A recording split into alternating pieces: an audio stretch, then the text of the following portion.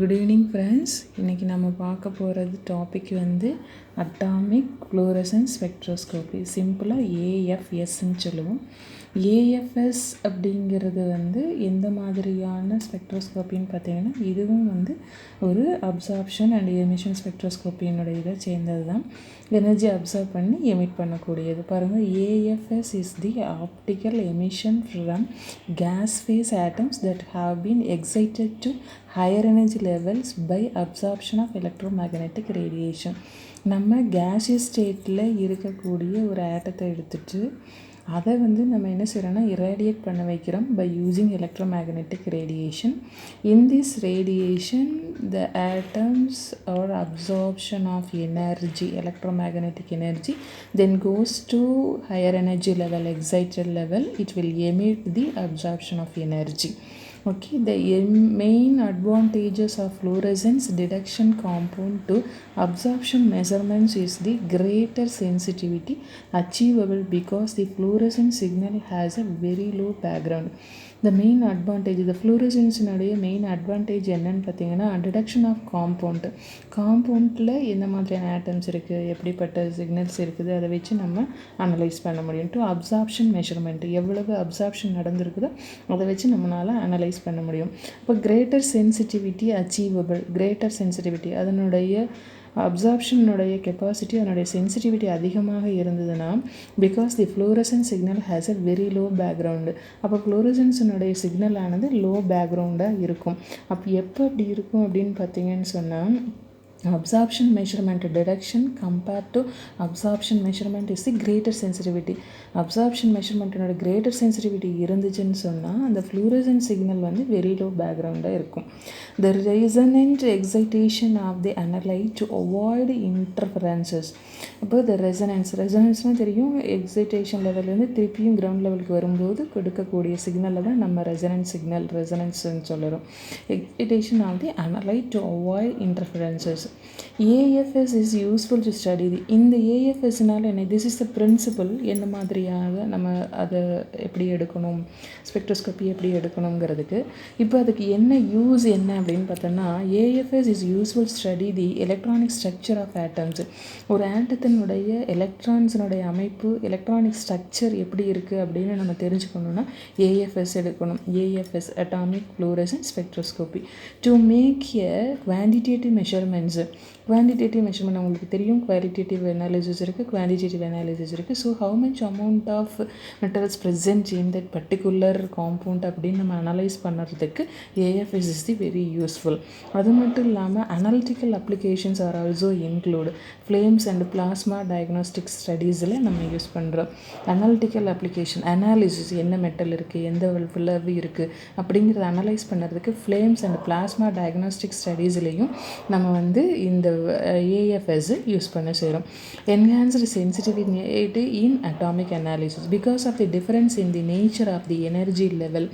அப்போது இது எதனால் பாசிபிலிட்டி இருக்குது, எதனால் இது பாசிபிள் ஆகுது, எப்படி நம்ம அனலைஸ் பண்ணலான்னு பார்த்தீங்கன்னா, because of the differences in the nature of the energy level. அந்த எலக்ட்ரானிக் ஸ்ட்ரக்சரில் அந்த எலக்ட்ரான்ஸுக்கு இடையில் இருக்கக்கூடிய டிஃபரன்ஸ் எனர்ஜி லெவலை வச்சு தான் நம்மளால் அனலைஸ் பண்ண முடியுது.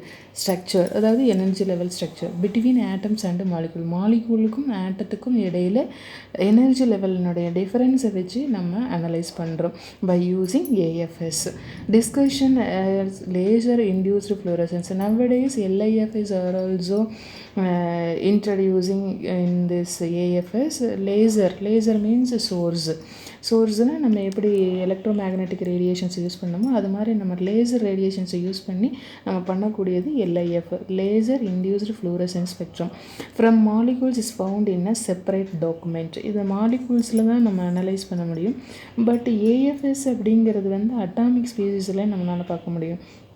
மாலிகூலில் இல்லை, அட்டாமிக் ஸ்பீசிஸஸில் நம்ம எலக்ட்ரோமேக்னெட்டிக் ரேடியேஷனை யூஸ் பண்ணி, not only for electromagnetic radiation, any சோர்ஸை நம்ம யூஸ் பண்ணி இராடியேட் பண்ண வைக்கிறோம். அது விசிபிள் ரீஜனாக இருக்கலாம், அல்லது யூவி ரேஸாக இருக்கலாம், any arc, any flame, depends upon the source. The name of the spectroscopy is different. Okay, atomic fluorescence spectroscopy.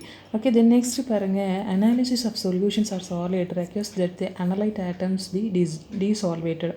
இது நம்ம எப்படி செய்ய செய்யணும் அப்படின்னு ஒரு எக்ஸ்பெரிமெண்ட் பார்த்து பார்த்திங்கன்னா, நம்மளுக்கு கொடுத்துருக்கக்கூடிய சால்ட்டை சொல்யூஷன் ஃபார்ம் ஆக்கி திருப்பியும் அந்த சாலிடை ரெக்யூர் பண்ணி அந்த சாலிடை நம்ம என்ன செய்யணும்னா டீசால்வேட்டட் ஆக்கி அதை வேப்பரைஸ் பண்ணி அதுக்கு பிறகு என்ன செய்யணும் ஆட்டமைஸ்டு பண்ணணும். ஆட்டமைஸ் பண்ணணும்னா எனி ஒன் ஆஃப் தி ஆட்டமைசர்னா சோர்ஸை யூஸ் பண்ணி இராடியேட் பண்ண வைக்கிறது தான் நம்ம ஆட்டமைஸ்டுன்னு சொல்கிறோம்.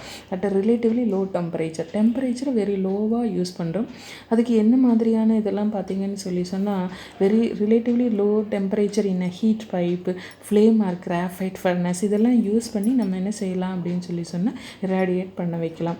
ஓகேவா? அது இல்லாமல் நம்ம ஹாலோ கேத்தோட் லேம்போ அல்லது லேசரை யூஸ் பண்ணி நம்மளால் ரெசனேட் பண்ண வைக்க முடியும். ரெசனேட்னா ஒன்றும் இல்லை, கிரவுண்ட் லெவல்லேருந்து எக்ஸைட்டட் லெவலுக்கு போய் எக்ஸைட்டட் லெவல்லேருந்து திருப்பியும் அந்த எனர்ஜியை ரீஎமிட் பண்ணுறதை தான் நம்ம ரெசனேட் எக்ஸைட்டேஷன் அப்படின்னு சொல்கிறோம்.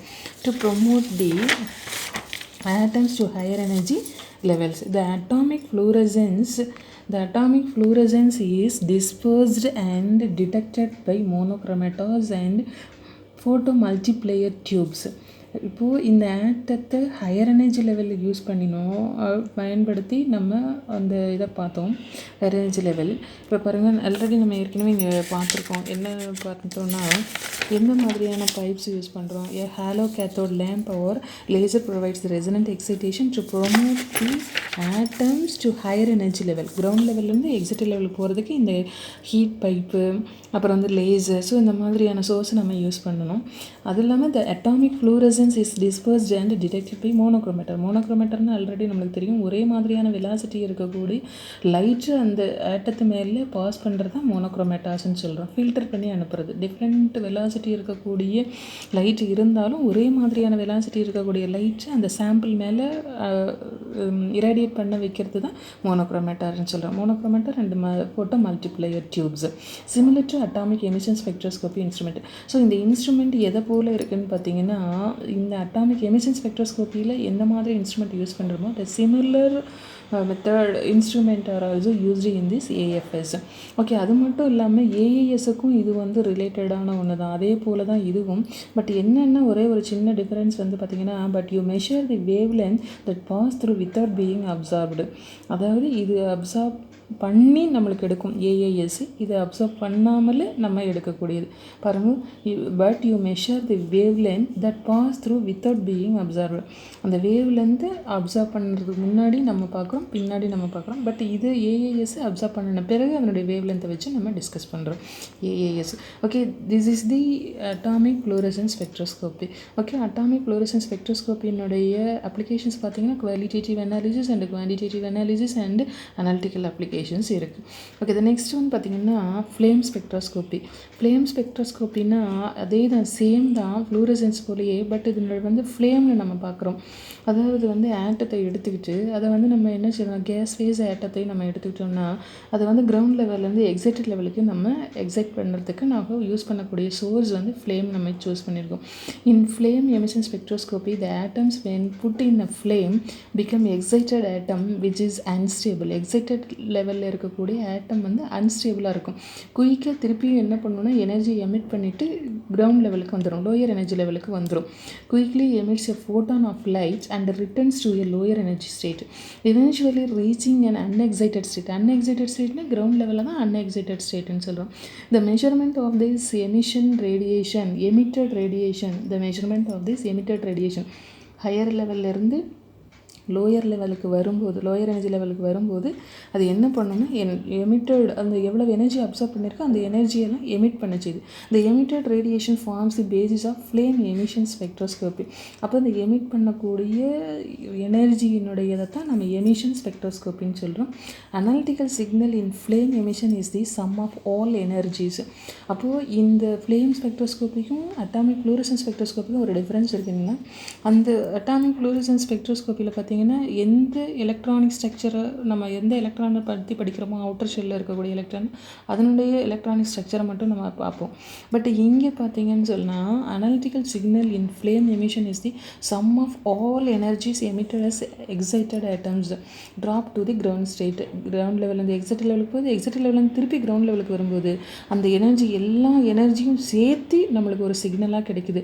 அதை தான் நம்ம அனலைஸ் பண்ணுறோம். Analytical signal in flame emission is the sum of all energy. This is one of the difference, major difference between the AFS and flame spectroscopy. Emitted as excited atom drop to the ground level. Total energy நம்ம பார்ப்போம். அங்கே வெறுமனே எலக்ட்ரானிக்கில் இருக்கக்கூடிய ஒரே ஒரு எனர்ஜியை மட்டும் பார்க்க வரோம் அந்த இதில். The signal comes entirely from the emitting atoms. அப்போது எந்த சிக்னலானது, இந்த ஃப்ளேம் ஸ்பெக்ட்ரோஸ்கோப்பினுடைய சிக்னலானது only comes through the emitting atom. Emitting ஆட்டத்திலிருந்து வெளிவரக்கூடிய எனர்ஜியினால் மட்டுமே கிடைக்கக்கூடியது ஃப்ளேம் ஸ்பெக்ட்ரோஸ்கோப்பினுடைய signal. The emission intensity is depend upon the number of exciting atoms and is therefore greatly influenced by temperature variation. இந்த எமிஷன் இன்டென்சிட்டி எதை டிபெண்ட் பண்ணி இருக்குது அப்படின்னு பார்த்தீங்கன்னா, நம்பர் ஆஃப் எக்ஸைட்டிங் ஆட்டம்ஸ். நம்ம ஒரு ஆட்டத்திலிருந்து ஒரு எலக்ட்ரான் தான் போகும்னு சொல்ல முடியாது. Number of atoms will come out. Okay, so இந்த எமிஷன் இன்டென்சிட்டி எதை டிபெண்ட் பண்ணி இருக்குன்னா, நம்பர் ஆஃப் எக்ஸைட்டிங் ஆட்டத்தை பொறுத்து இருக்குது. அந்த எக்ஸைட்டிங் ஆட்டத்தினுடைய இது வந்து எதை பொறுத்து இருக்குது அப்படின்னு சொன்னால், டெம்பரேச்சர் வேரியேஷன்ஸை பொறுத்து இருக்குது. எவ்வளோ டெம்பரேச்சர் கொடுக்குறோமோ அதுக்கு தகுந்த மாதிரி ஆட்டம்ஸ் எக்ஸைட் ஆகும். அந்த ஆட்டத்தினுடைய நம்பரை பொறுத்து எமிஷனுடைய இன்டென்சிட்டி இருக்கும். ஓகேவா, அந்த இன்டென்சிட்டியை பொறுத்து நம்மளுக்கு சிக்னல் கிடைக்கும். இது வந்து ஃப்ளேம் ஸ்பெக்ட்ரோஸ்கோப்பி.